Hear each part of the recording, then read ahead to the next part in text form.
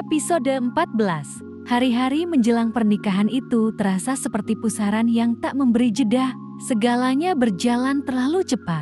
Keputusan keluarga Kusumo untuk melangsungkan pernikahan dalam waktu singkat membuat seluruh persiapan dilakukan dengan tempo yang nyaris tanpa napas. Namun anehnya, tidak ada yang berantakan. Justru sebaliknya, semuanya tampak sempurna. Wedding organizer terbaik diturunkan, hotel terbesar telah dipesan, gaun, dekorasi, dan detail terkecil dirancang dengan presisi. Pernikahan itu harus sempurna, meski hati orang-orang di dalamnya belum tentu siap.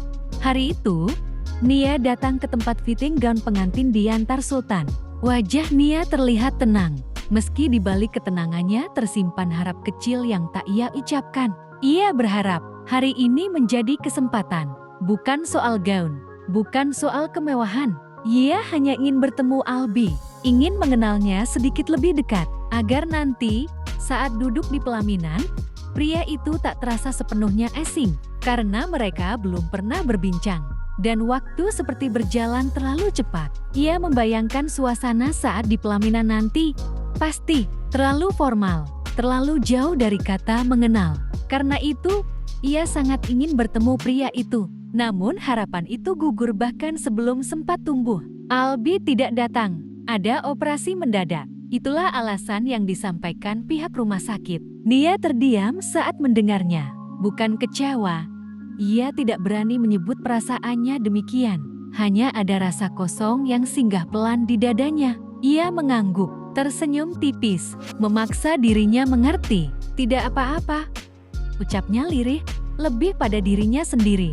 Ia tahu, dunia Albi bukan dunia yang bisa ditinggalkan begitu saja. Tak lama setelah itu, Sultan menerima telepon dari ayahnya.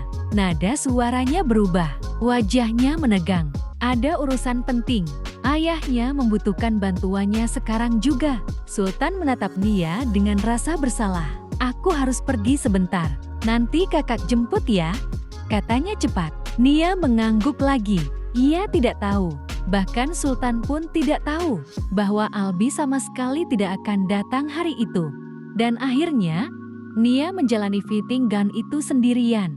Ia berdiri di depan cermin besar. Gaun pengantin melekat sempurna di tubuhnya. Indah, anggun, nyaris seperti mimpi. Namun di balik pantulan itu, ada sepi yang tak bisa disembunyikan. Ia menatap bayangannya sendiri. Seorang calon pengantin tanpa calon suami di sisinya. Hatinya bertanya pelan, beginikah rasanya berjalan menuju pernikahan tanpa cinta? Namun Nia menelan semua pertanyaan itu dalam-dalam. Ia tidak menangis, tidak mengeluh. Ia memilih mengerti, karena sejak awal, ia tahu pernikahan ini bukan tentang keinginannya. Usai fitting, Nia memutuskan pulang sendiri. Ia tidak ingin merepotkan kakaknya yang tampak sibuk. Ia tidak mengatakan apapun. Tidak tentang Albi yang tak datang. Tidak tentang rasa sepi yang mengikutinya pulang. Ia naik taksi, menatap jalanan dari balik kaca jendela. Di sisi lain kota, Albi baru keluar dari ruang operasi dengan wajah lelah. Ia baru sadar, hari sudah terlalu sore. Ada satu hal yang terlewat. Dengan cepat, ia mengirim pesan pada desainer. Permintaan maaf, penjelasan singkat, dan harapan agar hal itu bisa disampaikan pada calon istrinya. Calon istri yang sampai sekarang ia kira adalah Vandita. Beberapa jam kemudian, pesan itu sampai pada Nia melalui sang desainer. Nia membaca pesan itu dalam diam. Tak ada kemarahan, tak ada tuntutan. Ia hanya menarik napas panjang dan tersenyum kecil. Tidak apa-apa, gumamnya pelan. Namun di balik senyum itu, takdir terus bergerak. Dua orang yang sama-sama berjalan menuju pernikahan, masing-masing dengan kesalahpahaman, masing-masing dengan jarak yang belum tersentuh.